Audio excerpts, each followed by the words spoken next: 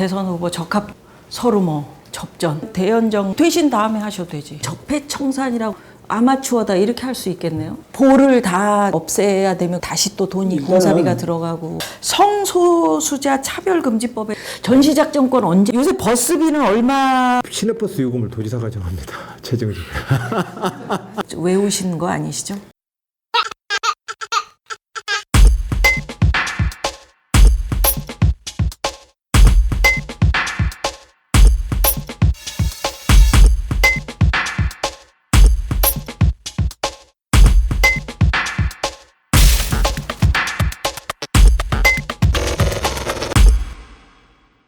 그래서 어떠세요? 대연정 이야기 하셨는데 그게 화두잖아요. 민주주의 헌법 국가에서는 대부분 당연히 논의해야 될 주제인데 시기적으로. 근데 지금은 논의해야 돼요. 되신 다음에 하셔도 되지. 어떻게 정부를 운영하고 우리가 어떻게 의회 정치를 해야 되는지라는 것을 우리가 지금 이 선거라는 공간에서 토론을 안 하면 나중에 대통령 담화문으로 해가지고 되질 않거든요. 이게 국민과의 토론한다고 갑자기 생중계를 하더라도 안 되거든요. 이 주제를 넣어서 이 주제를 넣고 우리 공화국 시민 나라의 주인인 국민들하고 토론을 해야죠. 지금 이 순간이 가장 중요한 토론 기회거든요. 그러면 제가 생각할 때는 우리 헌법이나 민주주의가 작동하려면 밉더라도 선거 끝나고 의회를 구성하고 있는 의원들하고 뭔가 좋은 협치 모델을 만들어야 된다. 또 그렇게 구성되면 또 인정하고 대화를 하고 그래서 국가라고 하는 전체의 이익을 위해서 필요한 일이 있다면 손도 잡을 수 있어야 된다. 저 미운 놈들이랑 어떻게 그렇게 라고 문제제기 하시는 그 심정은 알겠지만 저라고 왜 그런 마음이 없겠어요. 근데 저 사람들도 국회의원으로 있잖아요. 그 상태에서 우리가 어떤 방식으로 우리 시대의 국민들이 바라고 있는 검찰개혁이든 재벌개혁이든 뭐든 뭘 좀 해야 될 거 아니에요. 지난 1월 달에 그 날 통해서도 12월 달에는 또 법인세 1% 못 올렸어요. 제가 이제 어떻게 다음 정부가 적폐청산이든 국가개혁이든 하려면 의회와 다른 형태의 국정 운영의 모델을 좀 만들어야 된다. 이 현실에서 제가 다음 정부를 이끈다면 국회 선진화법이 요구하고 있는 180석 이상의 쉽게 말하면 탄핵도 234표를 얻은 거란 말이에요. 네, 네. 그 탄핵에 동의했던 사람들과 함께 가장 강력한 다수파를 형성해서 국정을 한번 추진해 보겠다. 그게 대연정이죠. 네. 제일 중요하게 생각하는 정책 중에 하나가 이제 4대강 사업 복원 정책. 거기에 대해서 조금 제가 심화시켜서 한번 여쭤볼게요. 4대강 보의 단계적 철거와 하천 복원. 어떻게 하시겠다는 말씀이신 건가요? 제가 2011년도, 12년도에 4대강 사업이 막 졸속으로 마무리되고 나서 충청남도에서는 그때부터 모니터단을 두어서 네. 지금까지 한 5년째 계속해서 금강수 생태계 모니터링을 적지 않은 예산을 집어넣어서 지금 계속 하고 있습니다. 예. 지천과 종말 처리장의 문제는 잘한 사업입니다. 네. 문제가 되는 건 이제 준설과 보사업이죠. 지금 충남도에서는 지난 한 5년간의 데이터를 기반으로 해서 결과적으로 지금의 보호 형태로 계속 가둬놔가지고는 수생태계를 더 이상 지키지 못한다.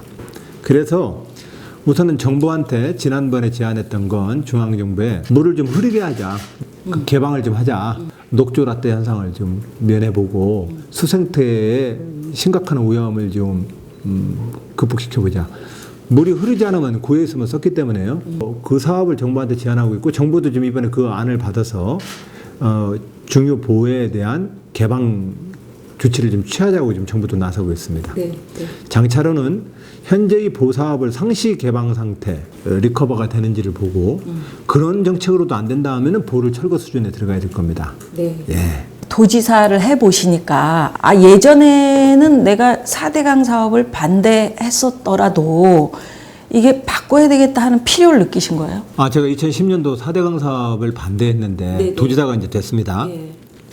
4대강 사업에 대해서는 저는 반대입니다. 그래서 이제 반대 입장을 가지고 이명박 대통령하고 4대강 사업에 대해서 뭔가 다른 조치를 취하고 싶었는데 도지사의 권한으로서 그것을 중지시킬 수 있는 힘이 없었습니다.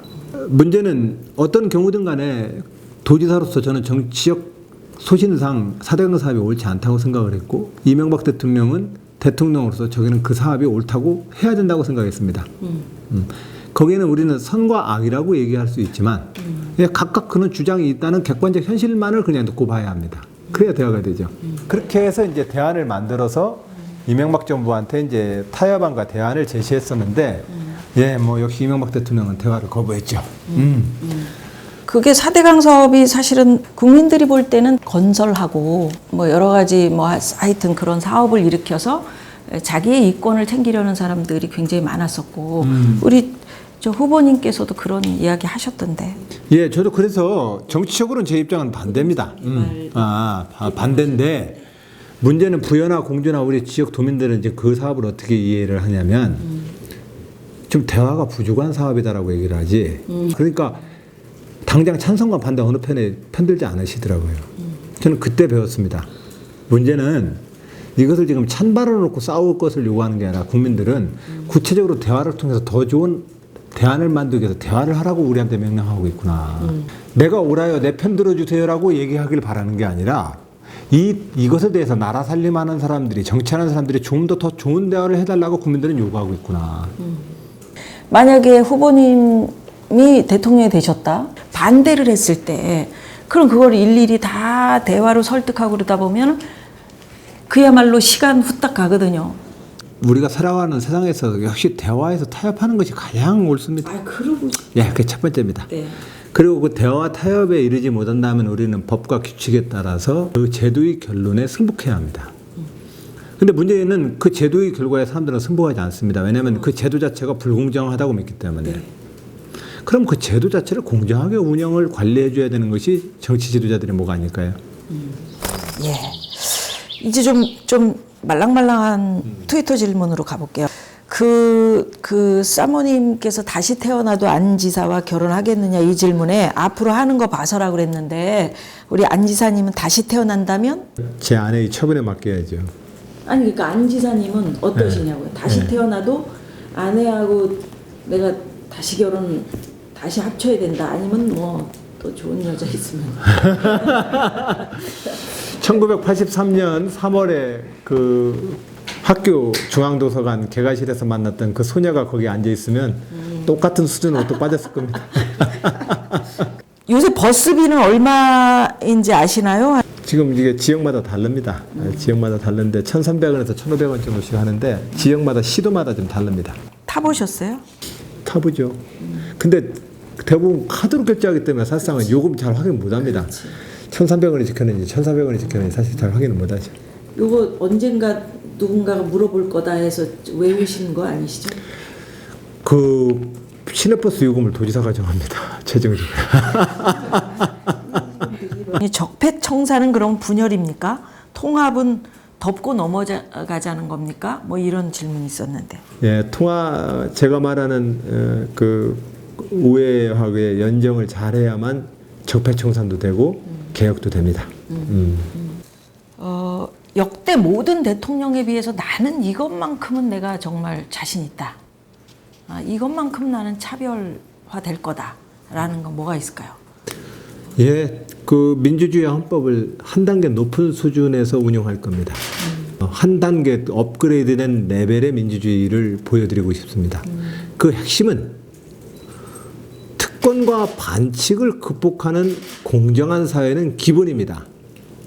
더 중요하게는 우리가 대화와 타협의 정치 문화를 만들어내야 합니다. 그래서 그 누구도 헌법과 법률에 특수한 신분과 계급과 지위가 있을 수 없습니다. 그래서 이번에 박근혜 대통령은 탄핵된 거 아니겠습니까? 그런 점에서 공정한 사회를 만드는 것은 기본이고 지금 우리 민주주의 과제는 서로 다른 갈등을 어떠한 수준에서 대화와 타협으로 우리 사회가 합의를 이끌어낼 수 있느냐. 이게 중요합니다. 이 대화와 타협의 민주주의 수준으로 한 차원 높은 레벨의 민주주의 국가를 만들겠다. 네. 이게 될 수 있습니다.